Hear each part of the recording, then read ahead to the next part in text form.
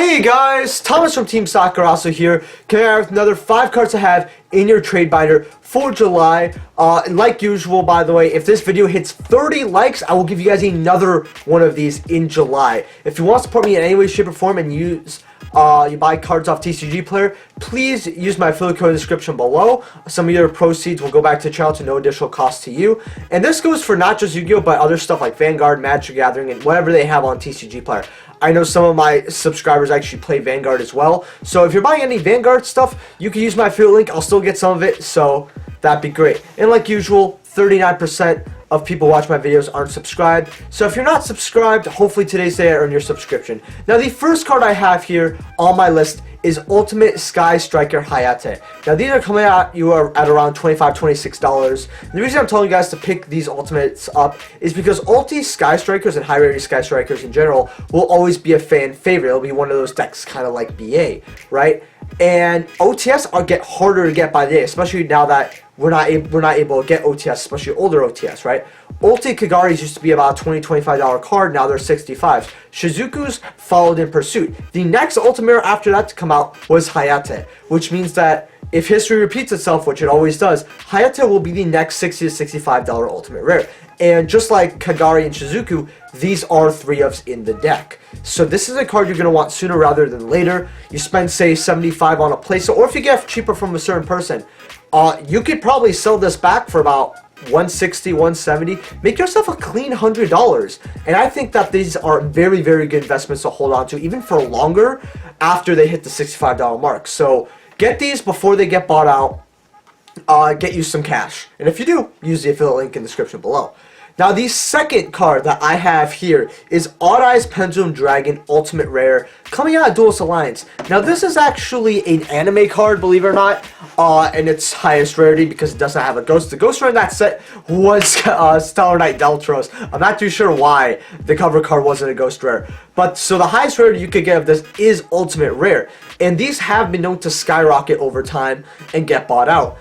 They have finally calmed down from the $50 mark all the way to 26, because when they were bought out they were a little more than 50, then they calmed down to around 40, 50. Now they're about 26, and right now is the time to pick up this card. Now what it does is, it's a end phase specific searcher, just to sum it up for you guys, but you can read it right over here. Beautiful Ultimate Rare, by the way. I absolutely love these.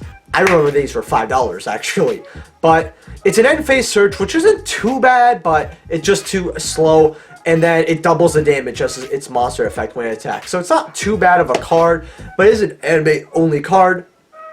Or not an anime-only card, but it was featured in the anime as an ace monster. So this card has a lot of potential to go up in the future.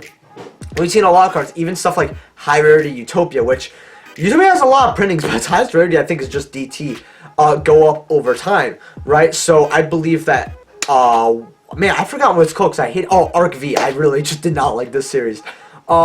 You know, Arc V is probably the next set that collectors are looking for, because they're already looking heavily at Zexal, so you guys should be ahead of the curve and get these while you can. Now, the third card I have here is Boar Lo Dragon Secret Rare. Coming out of Circuit Break, I have the original up here. The original is about $10. Now, this is still a very, very good card. It's still a card that could creep its way back into the meta, since it's a good link for, but what it does is it takes your opponent's monster, so you can attack with it, do whatever, right? If you don't send it to the graveyard, so, you know, your opponent doesn't get effects, and all that jazz, which is really good. It can also not be targeted by monster effects, so this is a very good card that if you're looking for a Link 4 to sit on and you don't really want to go into something like Apollosa, this is a great card. Like, this can go for game as well, and it even has a quick effect that your opponent cannot respond to, making something lose 500 attack and defense. I just think a mind control monster that's 3k is very, very good, especially because you can still attack with the monster that you grab, you can still use its effects and all that. So for $10, this old secret rare that used to be meta for quite some time and could creep its way into meta, I think this is a very good $10 investment that you guys would rather get sooner rather than later. Now, the fourth card that I have for on this list is Ultimate Rare Battle Fader. Wow, we're cruising through this video. My gosh. But the reason I have Ultimate Rare Battle Fader on this list is because there's limited quantities on the market right now. On eBay, they're quite hard to find. On TCG Player, there's not that many first eds. And this is a card that people really do like as an Ultimate Rare, because not only was it in the anime, but it's actually a pretty good card, being able to stop the battle phase and give you a card, whereas Swift Scarecrow, I believe it's called, you know, you have to discard it, then it ends the battle phase immediately. Battle Fader gives you a monster on the field, right? A level 1 monster that you can link into Link Karibo, so you can maybe start link climbing.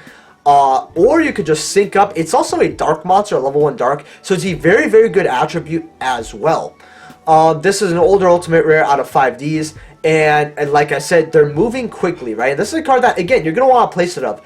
While looking at cards, you have to also think to yourself, when people run a playset if they're running this card, or is it just like a 1 of or a 2 of? That's a question that you should ask yourself whenever you're trying to look at cards that may go up or cards to invest in. For example, Kaina, Ultimate Kaina.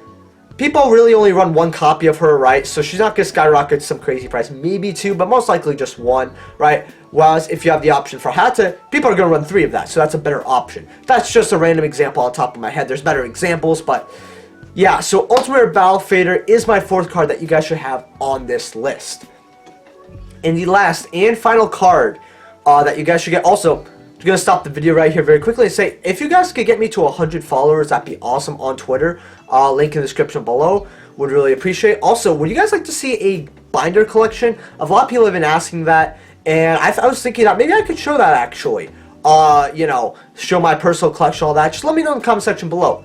30 likes and I'll do it. So, yeah. And then we have, for the last card, Jester Confit. Right, it's a super rare coming out, I believe, Ancient Prophecy. If I'm wrong, there will be a correction. The reason is this is literally the most free extender I've ever seen in the game. You literally just special summon it from your hand. That's honestly it. And this is a card where I think it's like during your opponent's next end phase, you can return this card and another one. It's way too slow. But the fact is, it's a level 1 dark that you could special summon for free. This is literally the most free extender I've ever seen. And I was literally shocked when I saw it. I was like, wow. Like, I've never, like, usually with free extenders, it's like, oh, if you control no monsters. Oh, if your opponent controls more monsters, you know. Like, what's called Pankratops, right? You know, we've been getting a lot more extenders in this game, but this is an old school extender. And the reason why I'm telling you guys to pick these up is, now, first sets on TCG Player of the time of this recording are $15, right? This is a card that's moving a lot for the super rares, but hasn't got like a full buyout yet.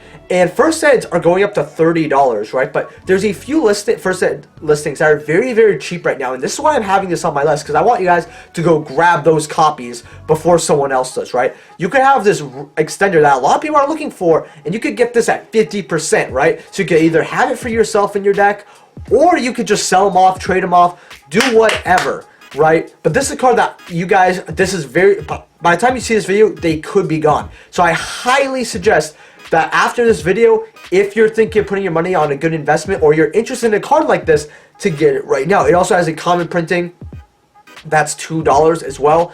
And when the highest rarity goes up, the second will follow. It only has 2 printings of a structure deck. And this could be another structure deck favorite that hits like up to the $10 mark, right? So you could also, if you maybe don't have $15, a $2 plate version of this, and this is a card people are looking for, might not be a bad penny investment, right? You could see a place set going up to 15, you know, and you only spent maybe $5, $6 on it. So I'm telling you guys to pick up the super, but if you guys don't have that money or it's gone, the commons are not bad as well. So with that being said, guys, leave a like if you guys enjoyed, subscribe, and I will see you guys in the next video. Peace.